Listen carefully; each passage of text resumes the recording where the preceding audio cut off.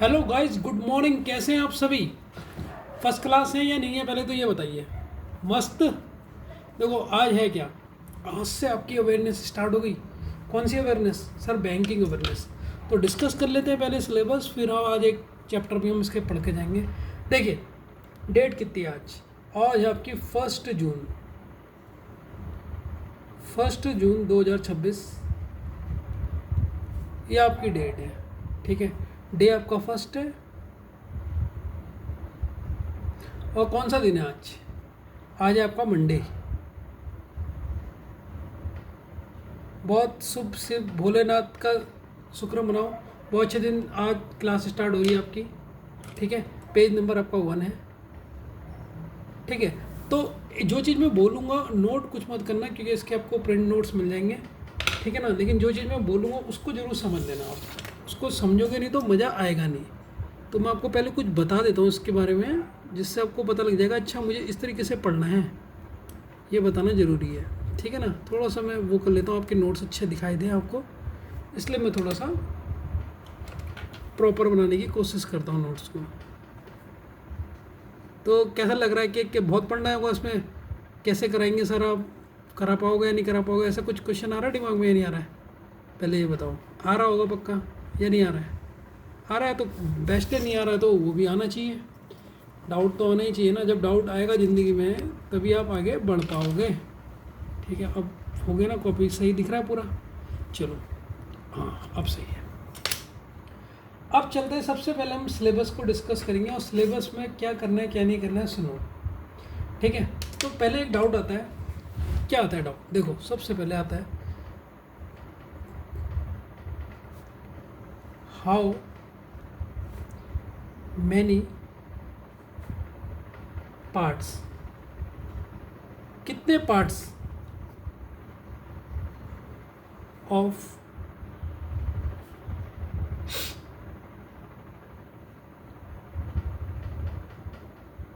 Banking awareness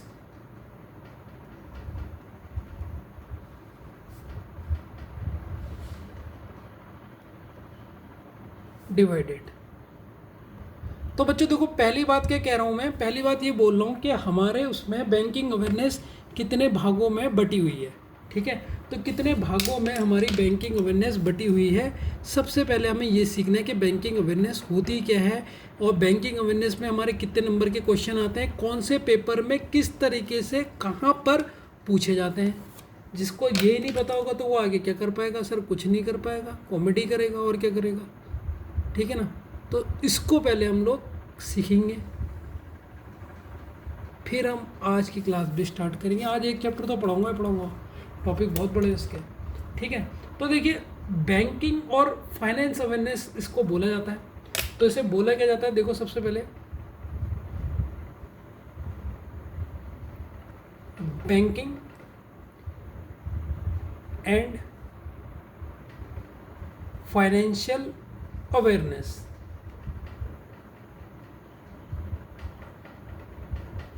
ये उसे बोला जाता है। ये इसे बोला जाता है। अब देखो बच्चों, जो ये डिवाइड होती है ना, जो ये बढ़ती है, उसको देख लेते हैं कहाँ कहाँ बढ़ती है, ये कैसे कैसे बढ़ती है, क्या क्या चीज़ पढ़नी पड़ती है हमें इसमें, उन चीज़ों को देख लेंगे हम। ठीक है, समझ में आया या नहीं आया? अभी आ जाएगा धीरे धीरे। आपके नोट्स बढ़िया देना चाहता हूँ मैं, जब आप पढ़ो ना इनको तो आपको मज़ा आ जाए। ऐसा ना हो कि सर मुझे तो नोट्स में मुझे नहीं आ रहा, इतनी गंदी राइटिंग क्या बना दी। तो इतना साफ़ सुथरा लिखो कि बस बच्चा जब पढ़े तो कहेगा यार बच्चा मुझे तो सर लिखने की ज़रूरत ही नहीं है, आपकी नोट्स ही बेस्ट है। अब देखो होता क्या है बैंकिंग अवेयरनेस में। देखो सबसे पहले आप पढ़ोगे बैंक के बारे में, बैंक कैसे काम करता है, बैंक के फंक्शन क्या हैं, क्या क्या इसके टर्म्स होते हैं, क्या क्या कंडीशंस होती हैं। ठीक, फाइनेंस के बारे में पढ़ोगे, फाइनेंस बैंकिंग होती है उनके बारे में पढ़ोगे। इकोनॉमी पढ़ोगे आप, इकोनॉमिक भी आती है इसके अंदर। ठीक है, अब जो इकोनॉमिक आती है ना बच्चों, इकोनॉमिक के टर्म्स होते हैं कुछ, उन्हीं को सीखना है, ज़्यादा डिटेल में नहीं जाना है इसमें। और ये मॉडरेट लेवल की आती है, मतलब ज़्यादा हार्ड नहीं आएगी। ठीक ठीक आती है, लेकिन मैं आपको हार्ड ही पढ़ाऊँगा, ठीक है। और एक आप पढ़ते हो स्टैटिक जीके, ये भी इसके अंदर आती है। और एक और चीज़ आती है, बताओ कोई बताएगा? एनी गेसेस कि सर क्या आता है? सर मुझे नहीं पता क्या आता है, आप ही बताओ। बेटा करंट अफेयर कौन बताएगा? करंट अफेयर्स आते हैं, ठीक है। तो देखो पहले मैंने बता दिया कि आपका जो ये बैंकिंग का ये सेशन है, बैंकिंग फाइनेंशियल अवेयरनेस, जो आपका ये चैप्टर होता है, जो सब्जेक्ट है, ये सब्जेक्ट एक नहीं है, इसमें इतनी चीज़ें पढ़नी पड़ती है। कितने मार्क्स का आता है, क्या आता है, अभी हम वो भी डिस्कस करेंगे। बस बने रहिए, धीरे धीरे आपको सब मिलेगा। कैसे मिलेगा? धीरे धीरे। ये हो गया आपका, ठीक है। आगे बढ़े? ठीक है सर, आगे बढ़ते हैं। अब अगर मैं चीज़ देखता हूँ बच्चों, जो करंट अफेयर सेशन है, जो इसमें क्या है, करंट अफेयर सेशन है, करंट अफेयर, जो ये इसमें करंट अफेयर्स हैं, ये आपका डिवाइड हुआ है। ये भी क्या हुआ है आपका? डिवाइड हुआ है। इसमें कैसे कैसे पढ़ना है सर?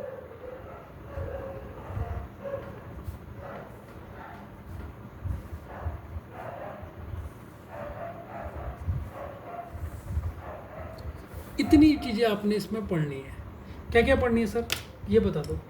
देखो नेशनल न्यूज़ आपको सारी पढ़नी है, हमारे देश में हो क्या रहा है, इंटरनेशनल सारी पढ़नी है। तो बहुत वाइड सिलेबस होता है, दिखने में बहुत सरल लगता है, ये होता बहुत है। फाइनेंस के बारे में आजकल क्या न्यूज़ आ रही है, इकोनॉमिक्स कंडीशंस हमारे उसमें क्या है, रैंक्स क्या आ रही है, स्पोर्ट्स अवार्ड्स, ठीक। ये स्टैटिक जीके का पार्ट है, लेकिन ये करंट भी याद रखने के, करंट कौन है, ठीक है। और साइंस एंड टेक्नोलॉजी, साइंस और टेक्नोलॉजी के बारे में भी, ठीक। एक और इसमें आता है डिस्कवरी क्या क्या हुई है, ठीक है। किसको क्या डिस्कवरी हुई है, ये इस भागों में, इतने भागों में टूटा है। साइंस एंड टेक्नोलॉजी डिस्कवरी हो गया, ठीक है। और भी भागों में टूटा रहता है, मैं ज़्यादा नहीं लिखा रहा हूँ, डर लग जाएगी खाली बच्चों को, डराना नहीं है उनको पहले दिन ही। बस इतना बताना है कि करंट अफेयर तो बस एक एक लाइन के ही होते हैं, इतना कोई चिंता नहीं करना है कि सर मुझसे नहीं होगा, आराम से होगा भाई, डरने की ज़रूरत नहीं है। तो ये करंट अफेयर का सेशन है,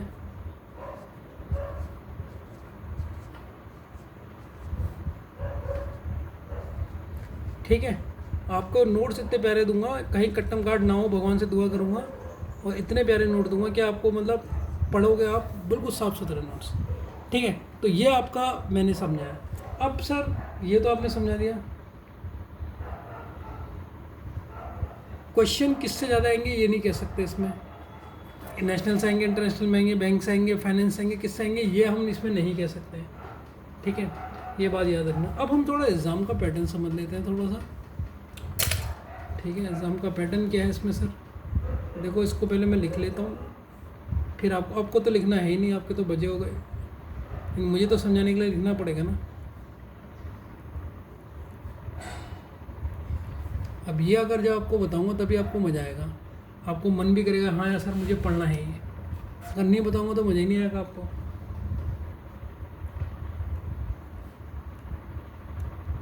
सबसे पहले मैंने सीरियल नंबर डाल दिया, अब मैं थोड़ा सा इसे सजा देता हूँ,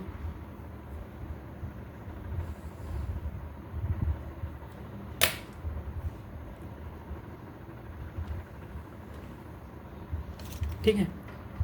सीरियल नंबर के बाद मैं डालता हूँ एग्ज़ाम। एग्ज़ाम कौन कौन से हैं, पेन गिर गया, कहाँ है भाई पेन, हाँ बच्चों अब मैं लिखूँगा एग्ज़ाम। अब देखो जैसे है हमारा IBPS PO का होता है, IBPS IBPS क्लर्क, ठीक है। RRB आ गया, देखो IBPS RRB, RRB में PO आता है जो फर्स्ट ग्रेड होता है। IBPS स्केल 2 मतलब क्लर्क के लेवल का।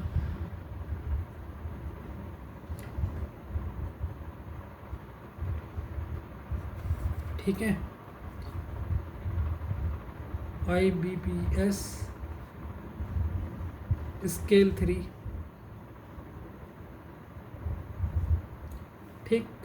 और SBI PO और भी होता है, मैं और मेंशन नहीं कर रहा, ठीक है। मैं उतना ही कम मेंशन करूँगा, जितना करूँगा इतना सफिशिएंट है जो आपको लिए चाहिए, ठीक है। अब ये आपने क्यों लिखे सर? बेटा रुको जरा, सब्र करो, अभी सब समझ जाओगे। इतने आपके एग्ज़ाम है, इसका फ़ायदा क्या है पहले आपको ये तो बता दो, तभी तो पढ़ने में इंटरेस्ट आता है। जब पता लगता है अच्छा ये तो इतनी जगह यूज हो रहा है, तो क्यों ना इसको मैं अच्छी तरह पढ़ लेती हूँ, ताकि मेरे अच्छे क्या आ जाए, नंबर आ जाए। ये आपका हो गया, ठीक है सर, हो गया है तो बहुत बढ़िया हो गया। एग्ज़ाम के बाद यहाँ पर आते हैं कितने क्वेश्चंस आते हैं, बैंकिंग अवेयरनेस के कितने कितने क्वेश्चंस आते हैं, इनको लिख लेते हैं। देखो 35 क्वेश्चन आते हैं इसमें PO में। क्लर्क में आपके 40 क्वेश्चंस आएंगे। RRB में आपके PO में 40 क्वेश्चंस आएंगे। बाकी जितने भी स्केल सेकंड और स्केल थर्ड है इसमें आपके 40 आएंगे। अब देखो SBI PO बहुत खतरनाक है, इसमें आपके 60 क्वेश्चन आते हैं, ये आपको कोई बताएगा नहीं थी डिटेल। और क्लर्क में SBI के इसमें 50 क्वेश्चन आएंगे इसके। तो देखो मैं पूरा डिटेल बता रहा हूँ आपको, इससे आपको नॉलेज होनी चाहिए भाई। अच्छा इसका इतना पैटर्न है कि अगर मैं इसको नहीं पढ़ूंगी तो मेरे तो इतने नंबर चले जाएंगे। अब मान लो आपने SBI PO निकालना है या क्लर्क निकालना है, मान लो SBI का, SBI तो बहुत आपको पता है ना, सैलरी वाइज भी, और बहुत रेपो है इसकी। 3 बैंक है जो बहुत ज़्यादा रेपो रखते हैं, मतलब अगर वो 3 बैंक नहीं होंगे तो इंडिया का बैंकिंग सिस्टम डगमगा जाएगा। तो उसमें एक SBI है। अभी आगे पढ़ोगे आप। अब कितने मार्क्स के होते हैं सर ये, ठीक है। और टाइम लिमिट भी बताऊंगा मैं आपको। तो आपको ये इन्फॉर्मेशन कैसी लगी, ये अभी तक आज तक बताई थी किसी ने, कितने के लेवल के क्वेश्चन कहाँ कहाँ आते हैं? अब ये आपने बता दिया सर, ये आपने बता दिया, बहुत बढ़िया बताया आपने, ठीक है। अब देखो कितने कितने आते हैं इसको ज़रा बता लेते हैं हम लोग। देखो मार्क्स जो है ना आपके, ये कितने आते हैं,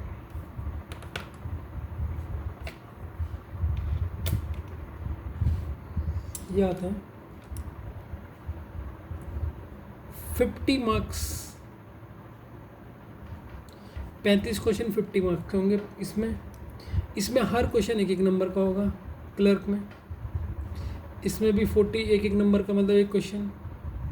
इसमें भी 40 है, इसमें भी 40 है, इसमें भी 60 मार्क के हैं, और इसमें भी 50 मार्क का है।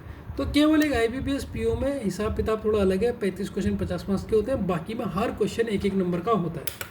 और याद रखना नेगेटिव मार्किंग होती है, ऐसा नहीं कि वहाँ तुक्का मारूंगी मैं, तो ऐसा मत करना, वो एग्ज़ाम वाला तुम्हें तुक्का मार देगा, ठीक है। तो सोच समझ के इसको पढ़ के जाना होता है, जो उसमें लॉजिक लगता है कि हाँ यार ये आंसर हो सकता है, लॉजिक तरीके से तुक्के मारने हैं, समझ के वो भी ऐसे नहीं मारना।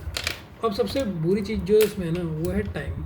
बैंक के पेपर में एक ही चीज़ टफ है, टाइम। और टाइम पता होना ज़रूरी है कि किस में कितना लगता है। अब टाइमिंग का सुन लो भाई, सुना दो टाइमिंग का या नहीं सुनो? बता दो सर, टाइमिंग बताइए। देखो बच्चों, टाइमिंग है 25 मिनट के अंदर आपने 35 क्वेश्चन करने हैं PO में। क्लर्क में आपको सिर्फ 20 मिनट मिलेंगे, याद रखना है बात। 20 मिनट में 40 क्वेश्चन करना है। इमेजिन करो कि एक क्वेश्चन में आधा मिनट, ठीक। RRB में PO में तो 15 मिनट ही मिलेंगे बस, ठीक है। और देखो जो इसका स्केल और सेकंड होता है, इसमें कोई टाइम लिमिट नहीं होती, यहाँ पर कोई टाइम लिमिट नहीं होती, इसीलिए यहाँ पर मैंने क्रॉस करा है, नो टाइम लिमिट।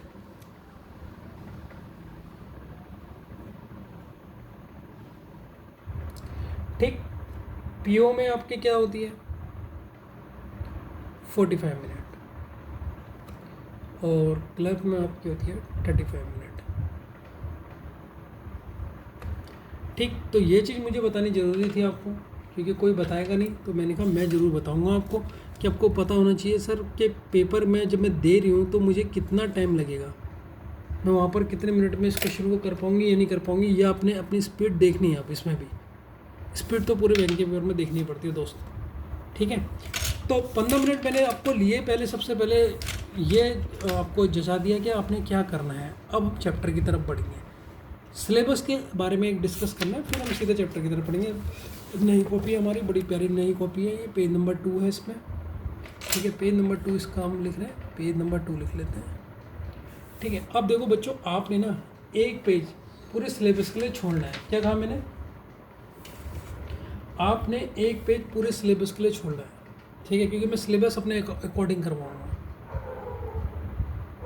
यहाँ पर आपने एक पेज छोड़ना है,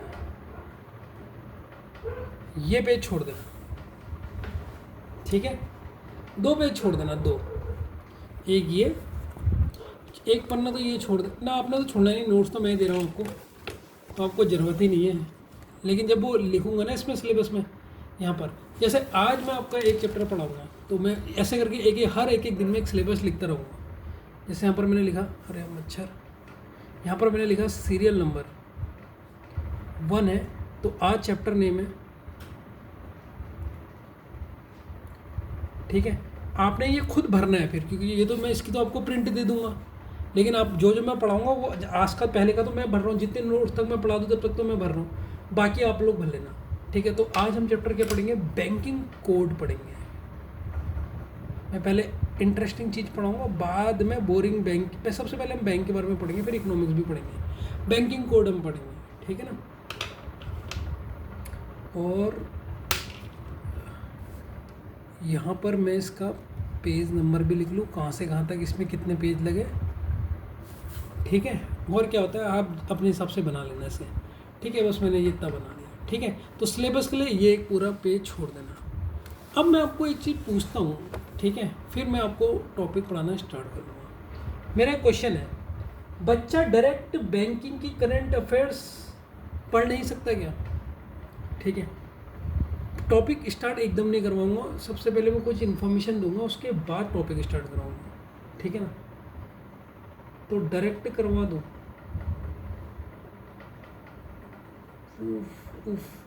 ये कन्फ्यूजन हो रहा है, क्या करूँगा। चलो पहले करवा देता हूँ, लास्ट में से डिस्कस करूँगा, यहीं से आपका पता है।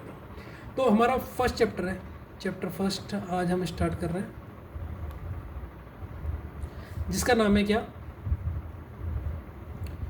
Banking code. बैंक के कोड हम पढ़ेंगे, ठीक है। डेट बता दो भाई सर, 1 जून है 2026, ठीक है। और डे भी हमारा 1 है आज,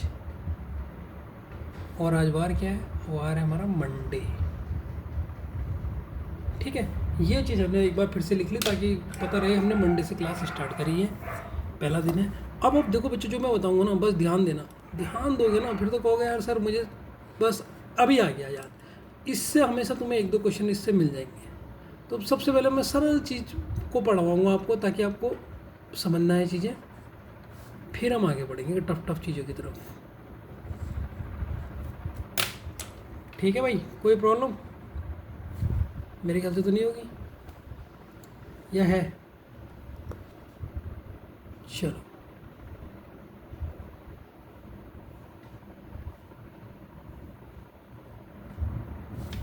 अब हम स्टार्ट करते हैं, करें स्टार्ट, ठीक है। देखो सबसे पहले एक टर्म आया, ध्यान से देखना, टर्म का नाम है IFCS। अब बच्चों मैं एक नोट आपको पहले बता रहा हूँ, आप में ना एक A4 शीट लेनी है, उसमें एक चीज़ डालना है, क्या डालना है? एब्रीवेशन, ठीक है। मतलब फुल फॉर्म्स भी लिख सकते हो सरल भाषा में, फुल फॉर्म बहुत है इसमें, इतने हैं कि आप परेशान हो जाओगे, तो आप बनाते रहो एक उसमें, ठीक है। अभी इसमें तो सारी फुल फॉर्म है, ठीक है, लेकिन आप बनाते रहो, ठीक है। अब ये होता क्या है, सबसे पहले इसको समझ लेते हैं, ठीक है। डायग्राम के माध्यम से समझाऊंगा। देखो ये होता क्या है, ये होता है आपका इंडियन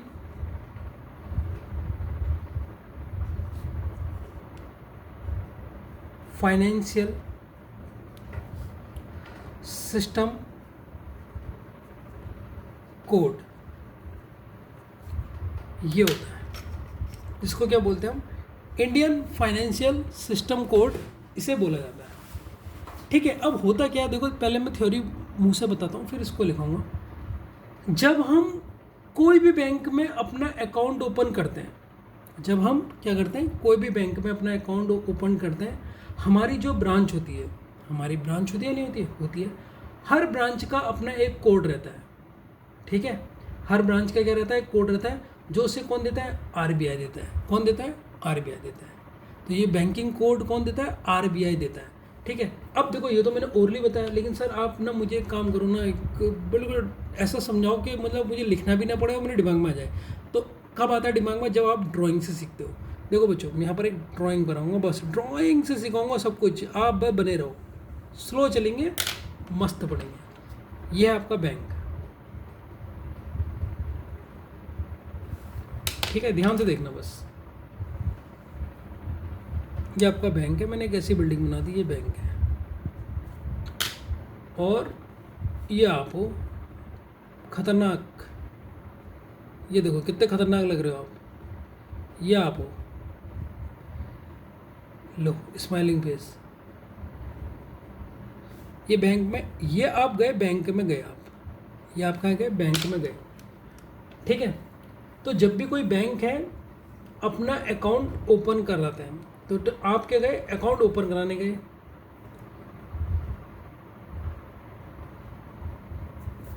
ठीक है, अब मान लो ये जो बैंक है ये किसी की ब्रांच है, ये बैंक का क्या है, ब्रांच है।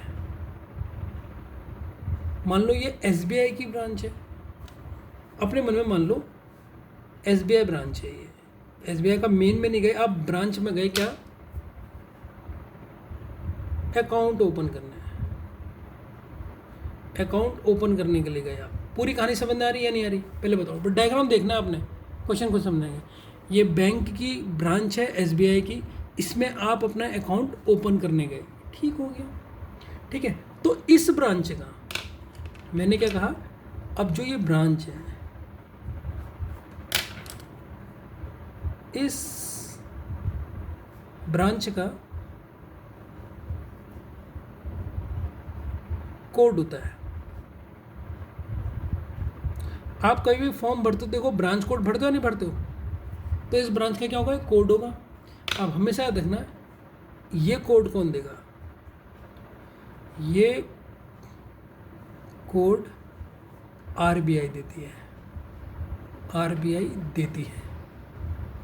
ये चीज़ बोली थी मैंने मुंह से, जो आपको याद नहीं करनी, अब आपको डायग्राम से बिल्कुल समझ आ गई कि सर कोई भी बैंक की ब्रांच है, उसमें मुझे अपना अकाउंट खुलाने गई, तो उस ब्रांच का एक कोड होता है, हर ब्रांच का एक कोड होता है, और ये कोड कौन देता है सर, आरबीआई देता है। ठीक है, यहाँ तक कोई दिक्कत, सर बिल्कुल दिक्कत नहीं है। ठीक है, तो अब हम इस लाइन को इंग्लिश में भी लिख लेते हैं। तो इंडियन फाइनेंशियल सिस्टम कोड ये कौन देता है, इसके बारे में पहले लेना है, इट प्रोवाइडेड बाय आरबीआई। ये कौन देती है, इंडियन फाइनेंशियल सिस्टम कोड कौन देती है, ये आरबीआई देती है। किसको देती है बच्चों, जल्दी जल्दी बताओ, टू बैंक ब्रांच, जो बैंक की ब्रांच होती है, बैंक को नहीं देती है, बैंक की ब्रांच को देती है, ये बात याद रखना। तो पहले पॉइंट में कोई दिक्कत, इसके पहले पॉइंट में कोई दिक्कत कि सर मुझे नहीं आया या आ गया सर, स्लो चलेंगे बिल्कुल, यानी हर कस्टमर का अलग नहीं होगा।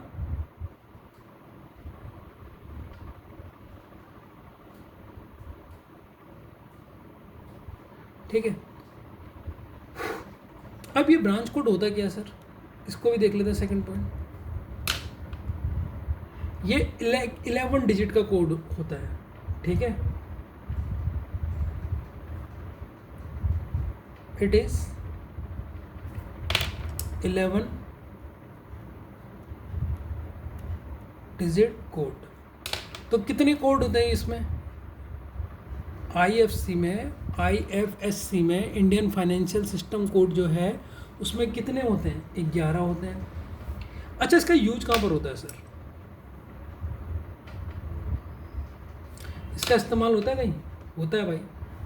It is used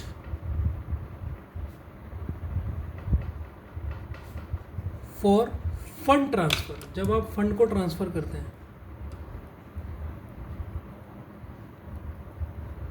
fund transfer में बच्चों इसका यूज होता है। यहाँ तो कोई दिक्कत, स्लो पढ़ाऊंगा, बिल्कुल मजे से बिल्कुल बताऊंगा ताकि याद हो जाए। ठीक है। अच्छा सर, ये आपने मुझे बता दिया ब्रांच कोड के बारे में कि ये RBI, it is provided by RBI. किसको देता है? बैंक की ब्रांचों को देता है। इसके 11 डिजिट के कोड होते हैं और it is used for fund transfer. Fund transfer के लिए होता है 3 पॉइंट हो गए। अब इसका एक एग्जांपल दूंगा जिससे आपको और मजा आएगा। फिर आपको कुछ इसके इंपॉर्टेंट क्वेश्चन भी बताऊंगा कैसे आपको पेपर में एग्जामिनर घुमाएगा। अब देखो बच्चों, ये होता कैसे है, ये इसका एग्जाम्पल से समझना है। यहाँ पर इसका एग्जाम्पल दे रहा हूँ, पूरा फोकस करना है, यहीं पर ही याद हो जाएगा। अब मुझे एक बात बताओ, इसमें से कोई भी चीज़ ऐसी जो आपको याद नहीं हुई मुझे बताओ।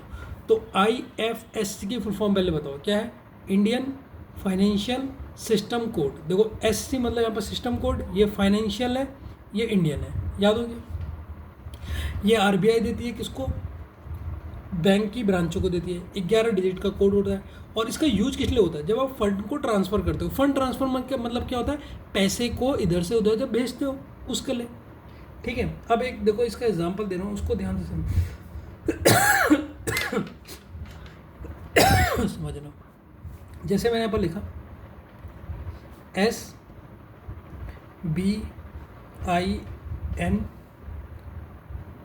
0 0 0 1 2 3 4। ये मैंने एग्जांपल लिया है, कोई भी एग्जांपल ले रहा हूँ समझाने के लिए। पहले देखो 11 है या नहीं है? 1 2 3 4 5 6 7 8 9 10 11। 11 है, हाँ सर 11 है, बहुत बढ़िया। अब 11 है तो देखो जादू देखो, जो ये शुरू के 4 होते हैं, जो ये शुरू के 4 होते हैं, ये आपको क्या बताएंगे? ये शुरू के 4 बताएंगे आपको बैंक का कोड, कि कौन सा बैंक है। ठीक है। ये है तुम्हारा क्या? SBIN। ठीक है, तो ये बैंक कोड बताएंगे। अच्छा, जो ये 5th डिजिट होती है ना सर, ये 5th डिजिट, ठीक है, ये हमेशा बाय डिफ़ॉल्ट 0 होती है, याद रखना। बाय डिफ़ॉल्ट ये आपकी 0 होगी। ठीक है। अच्छा, बाकी के जो बचे बाकी की जो ये डिजिटें बची हैं, ये क्या होती हैं सर? इनको क्या बोलेंगे बच्चों? ये होती है ब्रांच कोड।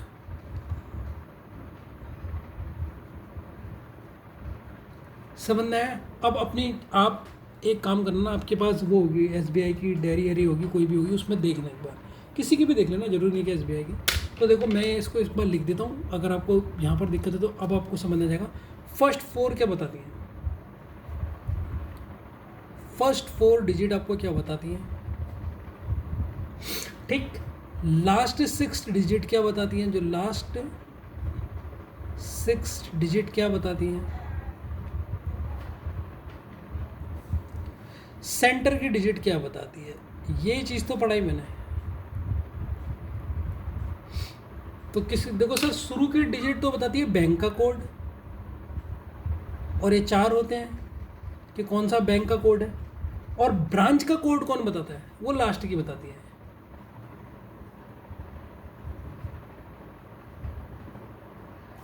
ठीक है।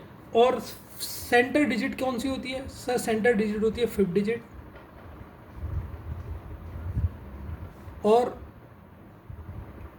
और ये बाय डिफ़ॉल्ट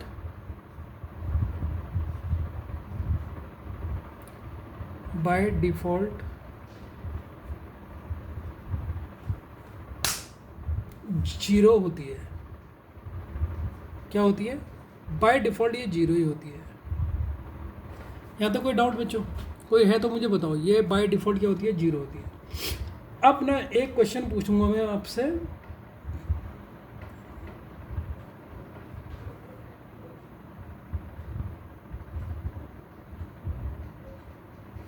ठीक है।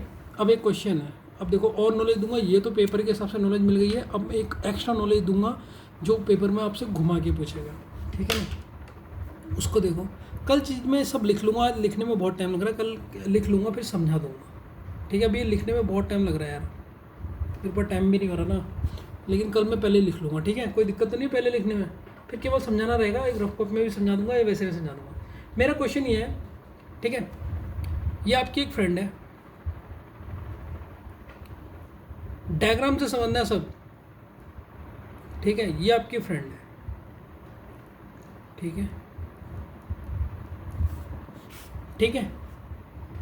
इसने आपसे पैसे लेते हैं, अब इसने आपको पैसे भेजने हैं,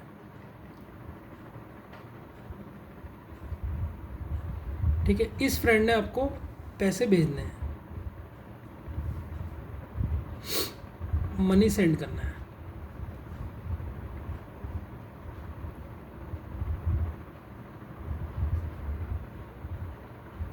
ठीक है। आपकी एक फ्रेंड है और इसने आपको क्या करना है? मनी सेंड करना है, वो पैसे भेजना चाह रही है आपको। ये आप हो, देखो कितने खूबसूरत हो आप, वाह, ये खुश, ये ले, ठीक। ये आप हो, इसे मी लिख लो, ठीक। तो आपकी एक दोस्त है, वो आपको पैसे सेंड कर रही है, करना चाह रही है, ठीक है, उसे पैसे सेंड करने हैं, ये कंडीशन है। अब मेरे क्वेश्चन को ध्यान से समझना, ठीक है सर, यहाँ तक मैं समझ गई कि मेरे दोस्त ने मुझे पैसे सेंड करने हैं। अब क्या हो रहा है? तो आपको इस फ्रेंड को आपके बारे में क्या क्या पता होना चाहिए? इस फ्रेंड को आपके बारे में क्या क्या चीज़ें पता होनी चाहिए? एक, पता होना चाहिए अकाउंट नंबर, कि आपका अकाउंट नंबर क्या है, तभी वो आपको पैसे भेजेगी आपके अकाउंट में। और दूसरी चीज़ उसको क्या पता होनी चाहिए? उसको पता होना चाहिए आपका IFSC। अब आपको दिमाग में बैठ गया होगा, इंडियन फाइनेंशियल सिस्टम कोड, बैठ गया या नहीं बैठ गया सच बताना। क्लास लो बस, आपको ऐसे याद हो जाएगा। और उसको आपका IFSC पता होगा, तभी वो पैसे भेज पाएगी। ये दो केस पता होंगे, ठीक है, तभी वो आपको पैसा सेंड कर पाएगी, ठीक है। तो कंडीशन है, ये कंडीशन है, कंडीशन, ये दो कंडीशन है कि अगर किसी भी पर्सन ने किसी दूसरे पर्सन को पैसे भेजने हैं तो उसका अकाउंट नंबर और IFSC जो अभी मैंने आज आपको पढ़ाया उसका कोड उसे पता होना चाहिए, नहीं तो वो पैसा नहीं कर पाएगा, सेंड नहीं कर पाएगा। अब बच्चे के मन में आएगा डाउट, उसने कहा सर ज़्यादा हीरो बनना है, सर को घुमाता हूँ, ठीक है बेटा, घुमा, पेपर में ऐसे ही घुमा के क्वेश्चन देते ना। अब पेपर में एक दिन एक क्वेश्चन आ गया, मैंने देखा पेपर पढ़ा तो उन्होंने बड़ा घुमा के पूछा इसके ऊपर, सर आजकल तो फ़ोन में UPI करते हैं, आजकल क्या कर रहे हैं फ़ोन में, देखो ध्यान से सुनते रहना इस चीज़ को, लॉजिकली समझाऊंगा बहुत बढ़िया तरीके से। कह रहे हैं कि फ़ोन में ना आजकल, सर फ़ोन में तो सब UPI करते हैं, अभी UPI भी सब पढ़ने वाले हैं बच्चों, इसमें चिंता मत करना सर, ये UPI क्या है, अभी धीरे धीरे आएगा, अभी तो हम केवल बैंकिंग आपके वो पढ़ रहे हैं, बैंकिंग कोड पढ़ रहे हैं। तो सर आजकल तो फ़ोन में सब UPI कर रहे हैं, ठीक है भाई, करते रहो।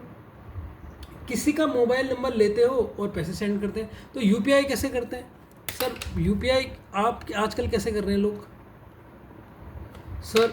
उसके लिए UPI के लिए कंडीशन क्या है?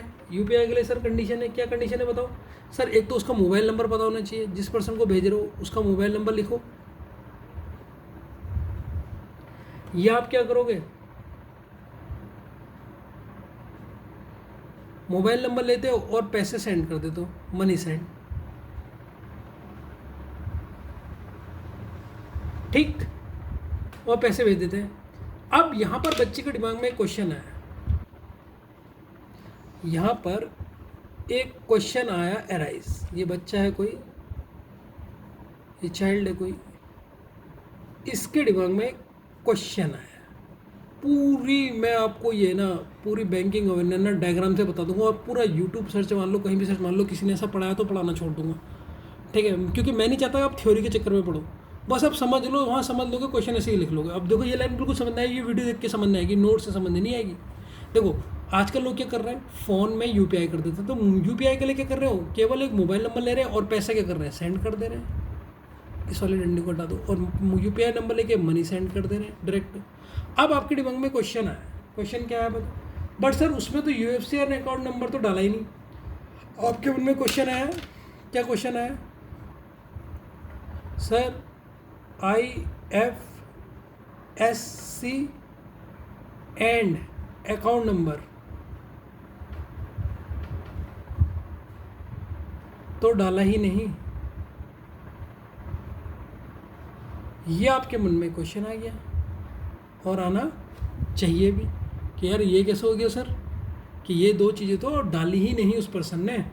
तो बच्चों इस डाउट का आंसर क्वेश्चन में सॉल्यूशन यहाँ पर दे दूँ, क्योंकि मैं IFSC पूरा डिटेल में पढ़ाऊँगा, मैंने पहले ही कहा शॉर्ट नहीं पढ़ाऊँगा, एक एक टॉपिक को हम इतना लंबा जाएंगे कि जहाँ आपको कुछ भी छूटे ना। तो मैंने कहा कोई पर्सन है वो फ़ोन से आजकल क्या कर रहे हैं, यूपीआई कर दे रहे हैं, मोबाइल नंबर ले रहे हैं, इस वाले डंडे को हटा देना, मोबाइल नंबर ले रहे हैं और मनी सेंड कर दे रहे हैं।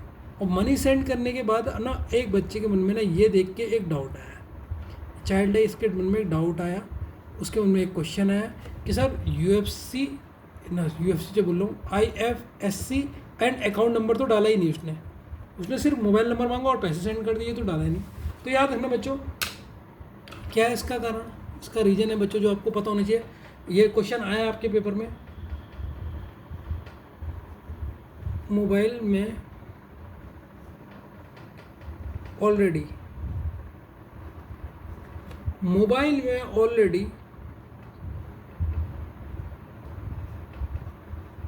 UFSC से जुड़ा होता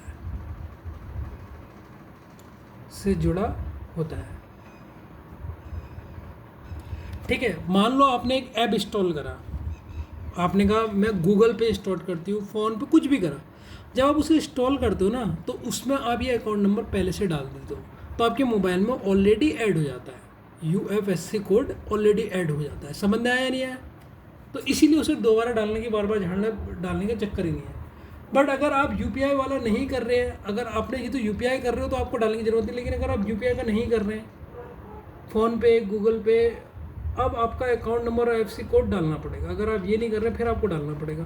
तो ये देखो ये हमारे IFSC के बारे में इन्फॉर्मेशन थी, ठीक है। आज एक और कोड बता देता हूँ, कल इसमें और तरीके से डिटेल में जाएंगे।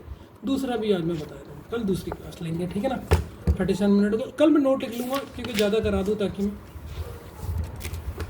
ठीक है बच्चों। आज हम दूसरी कोडिंग पढ़ेंगे कि एक तो पढ़ लिया सर, तो आगे आपको IFSC फुल फॉर्म बताओ, मेरे संग बोलो जल्दी।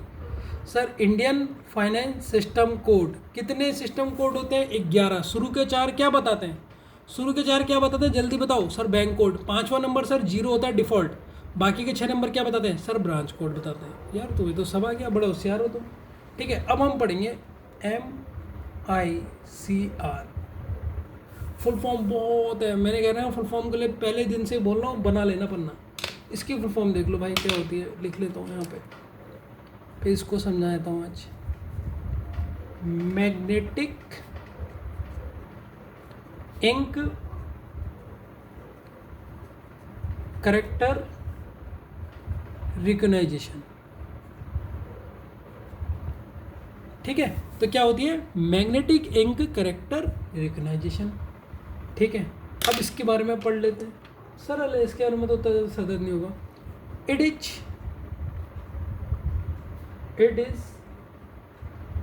Provided by SBI। इसको भी कौन प्रोवाइड कराता है? SBI। किसको कराता है सर? बैंक की ब्रांच को, ठीक है। यहाँ तक कोई दिक्कत? तो कौन प्रोवाइड करवाता है ये वाला code? MICR, magnetic ink character recognition. देखो नाम याद हो गया, मैग्नेटिक इंक कैरेक्टर रिकॉग्नाइजेशन। ये आपने 11th-12th में भी कंप्यूटर में पढ़ा होगा, लेकिन आप इसको आप डिटेल में पढ़ोगे। तो पहला तो आपने इसके बारे में लिख लिया। अच्छा ये कितने डिजिट का कोड होता है? सर ये 9 डिजिट का होता है, वो 11 का था, ये 9 डिजिट का होता है। यहाँ तो कोई दिक्कत? सर बिल्कुल दिक्कत नहीं है। अच्छा ये इसका इस्तेमाल कहाँ पर होता है सर? इसका आप यूज कहाँ पे करते हो? It is used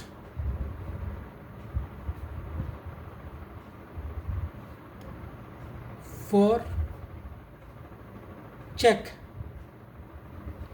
clearance. Cheque को क्लियरेंस करने के लिए, चेक क्लियर कि आपका चेक साफ है, आपका चेक गलत नहीं है, उसको क्लियर करने के लिए ये आपका यूज होता है। ठीक है, चौथा पॉइंट देखो इसमें। अभी मैं इसको और थोड़ा डिटेल में जाऊंगा, अभी तो बस अभी थोड़ा सा एग्जांपल समझा दूँ पहले मैं इसका। अब इसका एक एग्जांपल देखो, इसमें क्या क्या होता है, यही पेपर में आते हैं। जैसे मैंने कोई भी कोड अपने मन से ले लिया, कुछ भी लिख दिया मैंने अपने मन से, ये किसी का कोड है नहीं, ये मन से लिख रहा हूँ। ठीक है, मैंने ये लिखा। अब मैं पूछूंगा इसमें फर्स्ट 3 क्या बताते हैं।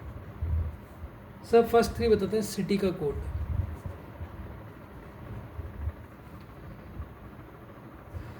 याले 3 कौन सा कोड बताते हैं बताओ। सर ये बताते हैं बैंक कोड।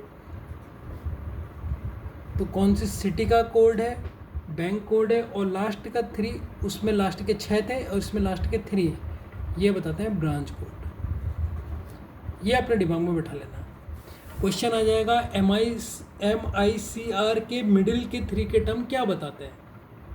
ठीक है, तो भाई अब देखो मैं इसकी ट्रिक दूंगा जिससे आपको बहुत मज़ा आ जाएगा। अभी इसकी ट्रिक ले लो आप, पहले ट्रिक दे देता हूँ कि सर ट्रिक दो ना, तभी तो याद होगा मुझे। उसकी तो ट्रिक में कोई दिक्कत नहीं है। देखो MICR में C थर्ड नंबर में है, थर्ड नंबर में है, means first 3 digit start from C।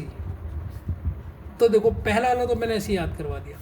अब जब आप लिख रहे हो MICR, देखो ध्यान से समझना ट्रिक को। MICR में ये C कौन से नंबर में आ रहा है, सर ये तीसरे नंबर में आ रहा है। तो इसका मतलब मैंने क्या बताया, C कौन से नंबर में, सर ये आपका थर्ड नंबर में, थर्ड नंबर में। इसको लिख लेता हूँ, थर्ड नंबर में है। जब ये थर्ड नंबर में, इसका मतलब जो शुरू की फर्स्ट डिजिट है वो C से स्टार्ट है। तो C से मतलब यहाँ पर क्या है, sir C for city code. देखो शुरू की आपको 3 याद हो गई। ठीक है, अब मुझे एक चीज़ बता दो, C से पहले क्या आता है, C से पहले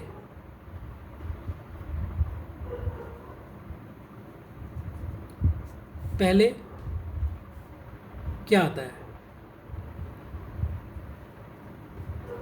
क्या आता है, C से पहले क्या आता है बच्चों।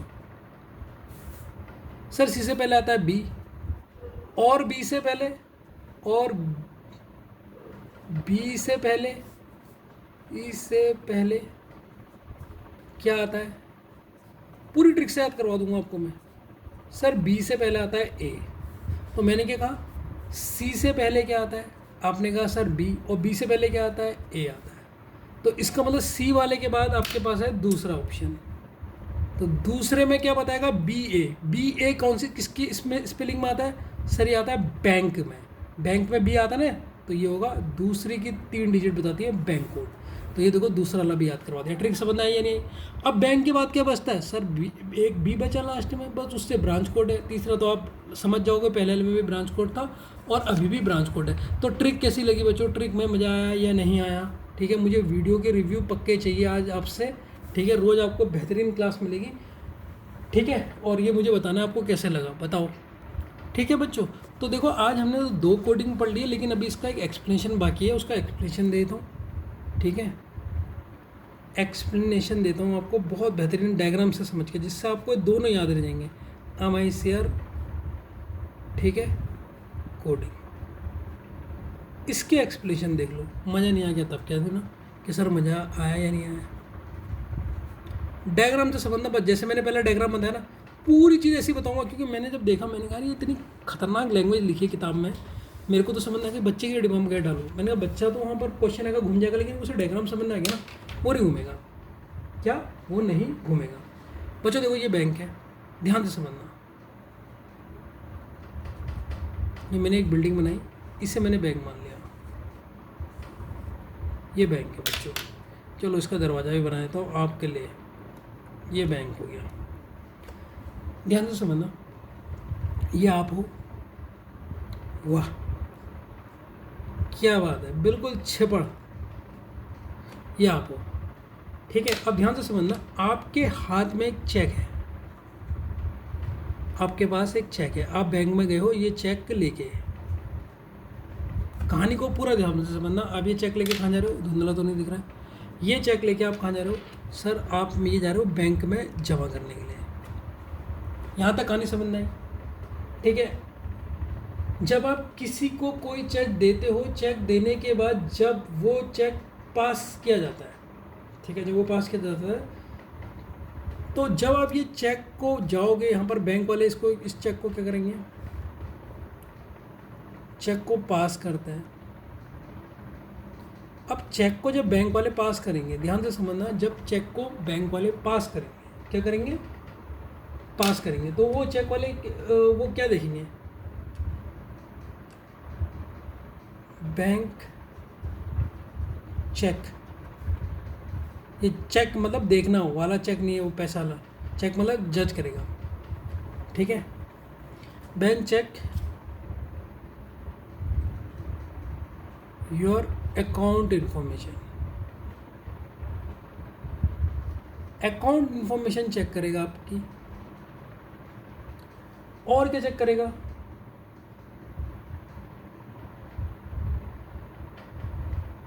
ठीक है, अकाउंट की इंफॉर्मेशन चेक करेगा आपकी, कि आपका अकाउंट सही है या नहीं है, कोई बेकार तो नहीं है। तो जब आप चेक पास करोगे, यहाँ पर मैंने चेक की स्पेलिंग गलत लिख दी, तो बैंक जब चेक पास करता है तो बैंक क्या चेक करेगा, आपके अकाउंट की इन्फॉर्मेशन चेक करेगा।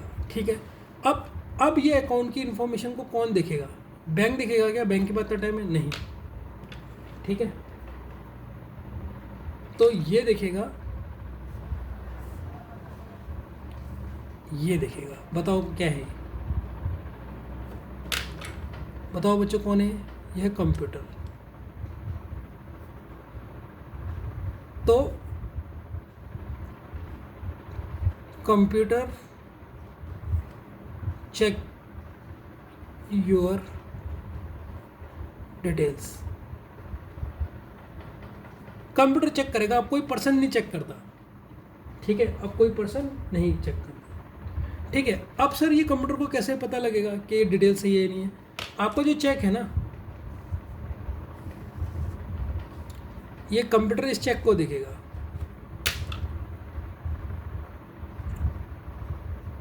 ये चेक के अंदर आपकी दो चीज़ होंगी, आप देखना, अभी चेक पढ़ाऊंगा मैं आपको, तब आप समझ जाओगे।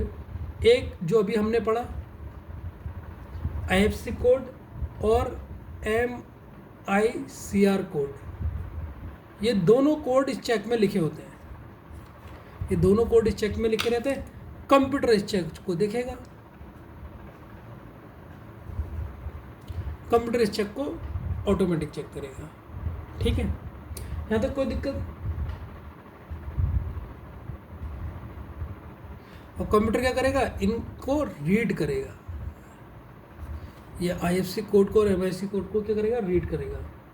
ठीक है, जैसे इसने इसे रीड करा, कंप्यूटर ने इसे रीड करा, कंप्यूटर ने इसे रीड करा, तो कंप्यूटर अब क्या करेगा, इस चेक को क्या करेगा, चेक को पास या क्लियर कर देगा, कर देगा। मज़ा आया या नहीं आया, अब पूरी डिटेल समझ में आई या नहीं आई, पूरा। अब अगर तुमसे पूछ दे MICR कोड में होता क्या, समझ जाओगे। एक बार फिर बता देता हूँ, आपके पास एक चेक था, आपने बैंक के पास दिया, बैंक उसको चेक पास करने के लिए तो बैंक कुछ चेक करेगा, आपके अकाउंट की इन्फॉर्मेशन चेक करेगा, लेकिन बैंक के पास इतना टाइप नहीं है वो चेक करे, वो किसके पास भेजेगा, कंप्यूटर के पास भेजेगा। Computer check your details, computer check करेगा, तो क्या करेगा कंप्यूटर, चेक के अंदर आपका क्या होता है, IFSC code MIC code ready होता है, तो रेडी होता है, ये कंप्यूटर के पास जाएगा, कंप्यूटर इसको रीड करेगा, कंप्यूटर इसको रीड करेगा, ऐसे करूँगा ना, डंडा गलत गया, कंप्यूटर इन चीज़ों को रीड करेगा, कंप्यूटर से रीड करेगा, रीड करने के बाद कंप्यूटर क्या करेगा, चेक आपका पास कर देगा। तो मैंने यहाँ पर एक लाइन लिखी थी ना बच्चों, ध्यान से देखो, ये it is used for cheque clearance. तो चेक क्लियरेंस अब समझना है क्या, चेक क्लियर कैसे चेक क्लियर कर रहा है, इस लाइन को मैंने इतना डिटेल में समझाया कि आपसे वहाँ कोई भी क्वेश्चन ना छूटे।